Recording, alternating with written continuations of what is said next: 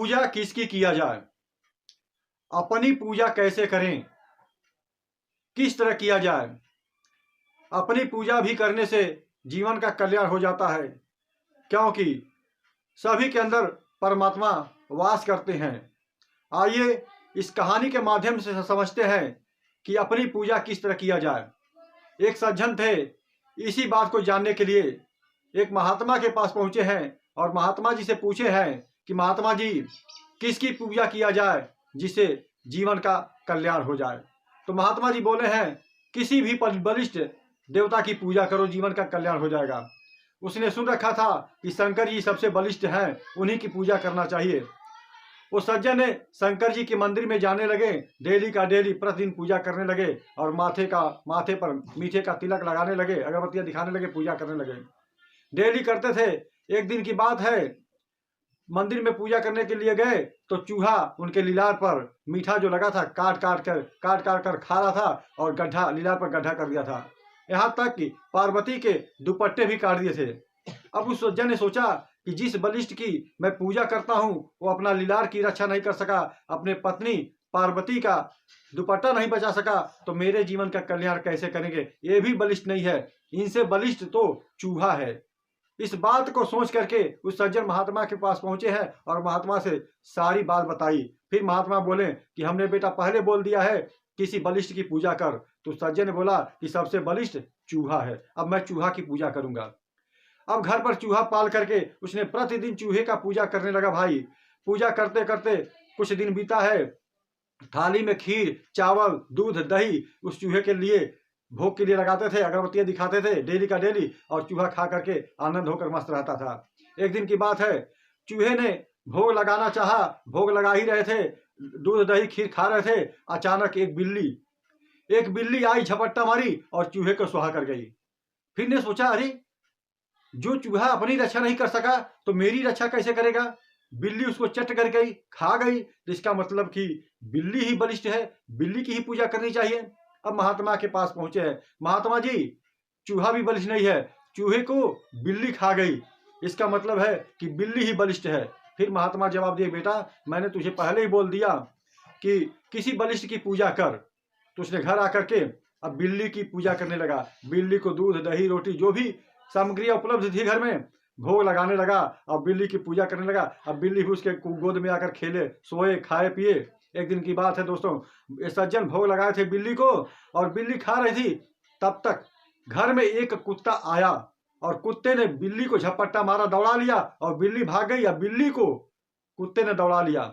यह दृश्य उस सज्जन ने देखा तो सोचा कि बिल्ली भी डरपोक है, वो भी डर के भाग गई कुत्ते से, तो बिल्ली भी बलिष्ठ नहीं हो सकती। जो बलिष्ठ होता है वो डरता नहीं है, बिल्ली भी बलिष्ठ नहीं हो सकती, ये कुत्ता ही बलिष्ठ है।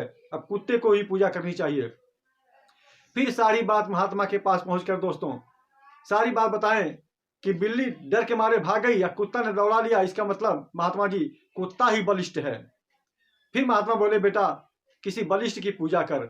अब उसने क्या किया, अब घर में कुत्ते को भोग लगाने लगा, रोटी जो भी सामग्री थी कुत्ते को भोग लगाने लगा। और कुत्ते को भोग लगाते लगाते कुछ समय बीता है तो कुत्ता भी समझ गया कि हमको ये लोग पाल रहे हैं, हमको पोस रहे हैं, हमको घर में ही रहना चाहिए। अब एक दिन की बात है क्या कि उस सज्जन की पत्नी रसोई बना रही थी, रोटियां बना रही थी और कुत्ता ने पीछे से आया और रोटी उठा लिया, जूठा कर दिया, रोटी खाने को जूठा कर दिया। इस दृश्य को देख करके उसकी पत्नी ने क्या किया, बस डंडा से उठाया और 2-4 डंडे कुत्ते को लगा दिया। अब कुत्ते ने कोई कोई कोई कोई चिल्लाते हुए भाग गया और पत्नी ने दौड़ा लिया। यही दृश्य उस सज्जन ने देखा कि अरे जिस कुत्ते बलिष्ठ की मैं पूजा कर रहा था, आज मेरी पत्नी उस कुत्ते को 4 डंडा मारी और कुत्ता भाग गया, अपना जान बचा नहीं सका, तो मेरी रक्षा क्या करेगा। इसका मतलब कि मेरी पत्नी ही बलिष्ठ है, पत्नी की ही पूजा करनी चाहिए।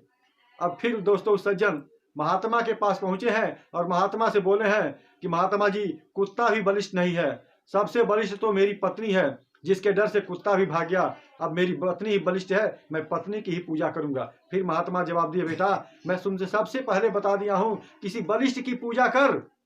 अब सज्जन चले आए घर। अब क्या हुआ, अब अपनी पत्नी का प्रतिदिन पूजा करने लगे, खाना बनाने लगे, खिलाने लगे, भोग लगाने लगे, अगरबत्तियां दिखाने लगे, पैर दाबने लगे, हाथ दाबने लगे, इतनी सारी सेवा करने लगे कि हमारे जीवन का कल्याण हो जाए। दोस्तों, अपनी पत्नी का सेवा दिल से करने लगे। ऐसा करते करते उनकी पत्नी ये समझ गई कि हमारे बस में हो चुके हैं, जो मैं चाहूंगा वो करेंगे।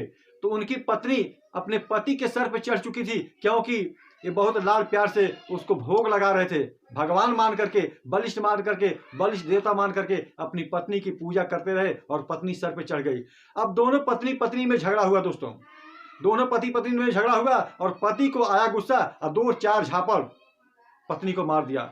अब जब 2 झापड़ पत्नी को मार दिया, अब पत्नी सिक्त हो गई, एक जगह चुपचाप बैठ गई, जवाब नहीं पति का दिया। तो उस सज्जन ने सोचने लगा, करे सबसे बलिष्ठ तो मैं हूं, अपनी पत्नी को मारा और पत्नी डर के मारे चुप हो गई, बोल ही नहीं रही है, तो बलिष्ठ पत्नी नहीं हो सकती है, बलिष्ठ तो मैं हो सकता हूं। अब यही बात बताने के लिए दोस्तों उस महात्मा के पास पहुंचे हैं कि महात्मा जी, न शंकर जी बलिष्ठ है, न चूहा बलिष्ठ है, न बिल्ली बलिष्ठ है, और ना ही कुत्ता बलिष्ठ है, और ना ही मेरी पत्नी बलिष्ठ देवता है।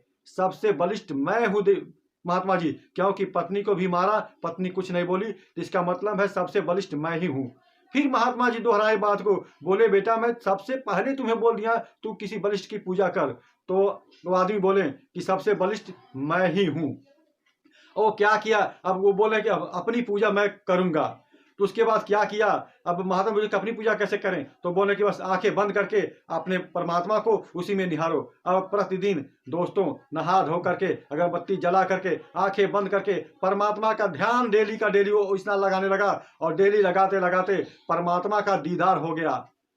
अब देखिए कहां से कहां तक चले। महात्मा जी बताएं बलिष्ठ की पूजा कर, और बलिष्ठ की पूजा करते कर एक दूसरे के पीछे खोजते खोजते आ गए अपने तक। और जब अपने आप को पूजा किया, अपने आप में मस्त रहे, अपने आप में देखें, तो परमात्मा का दीदार हो गया। अपने घर में ही परमात्मा का दीदार हो गया, क्योंकि परमात्मा सभी के अंदर वास करते हैं। इस कहानी के माध्यम से समझिए भगवान कहीं दूर नहीं है, सभी के घर के अंदर है। अगर खोजना चाहो तो दिल में खोज लो, जो दिल में भगवान को नहीं खोजा वो बाहर कहीं ढूंढ नहीं पाएगा। दोस्तों, बस ये वीडियो, ये कहानी अगर आप लोगों को समझ में आए तो आगे आप लोगों को पता है क्या करना है। बस चैनल को सब्सक्राइब करना है और बटन लाइक वाला दबा करके घंटी को ऑल पर प्रेस करके वीडियो को शेयर कर देना है। दोस्तों, बस इसी के साथ मेरी बारी